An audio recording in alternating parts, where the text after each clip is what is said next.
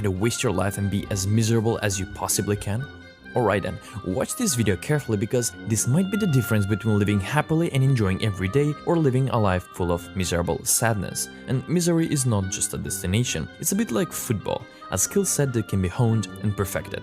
So in this video, based on the book How to Be Miserable by Randy J. Patterson, you will learn a variety of strategies grouped into 5 easy steps to follow to become less happy. Along the way, you may discover that you have already mastered many of them and practice them on a daily basis. But you can always get better, or perhaps I should say worse. First, become an island unto yourself. We are a social species. Unlike bears, we are built to spend our time in groups. Alone in the savannah, we would never have lasted long. For most of human history, we appear to have lived in tribes of around 75 to 150 people, and those who could not handle the complexity of their relationships would go off on their own. Tigers need to eat, after all. So here we have a great strategy to become more miserable. Isolate yourself, build an island, put up the fence, close the basement door, switch on the computer, and kid yourself that you have successfully replaced in the flesh social contact. It is one of the most effective routes to unhappiness that exists.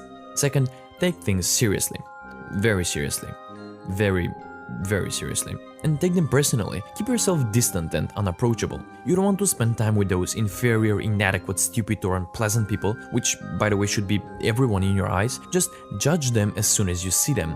And then remember, keep your distance. If you happen to be with someone and have to spend some time with them, complain. Complain about anything and everything. Complain about the weather, about noise, about your neighbors, and my favorite, complain about the government and the system.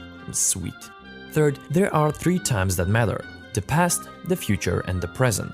Yeah, we don't need the present, because you should spend most of your day thinking and living in the past, reminding yourself how bad things were, and in the evening try to think and worry about the future, about things that will most likely never happen, but still, you don't want to waste your day without worrying. So play some scenarios in your head, play the what if game. I mean, what if you can find a job after college? And if you get sick? What if you fail your exam next week? And for bonus points, try to do this right before going to bed so you can maximize the misery from it.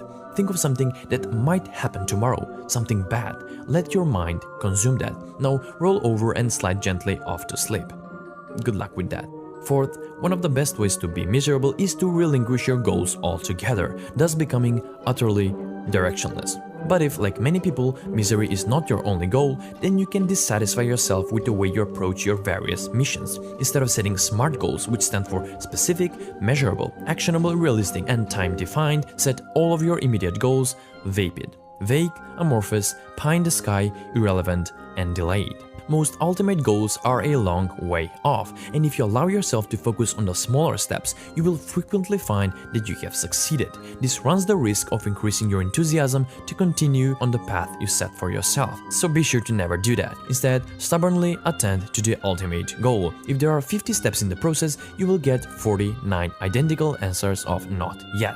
That way you can maintain the aura of failure for almost the entire journey. This will make sure that your interest and motivation degrades and you are likely to give up long before you reach the finish line.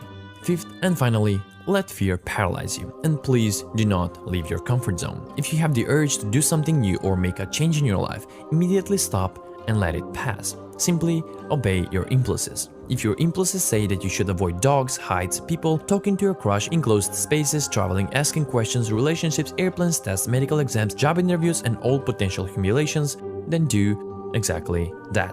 Avoid them at all costs. We don't want any kind of novelty or risk, so stop growing, stop wanting more, stop doing stuff, and wait for the perfect moment. Just lean back, be passive, and let the time pass by.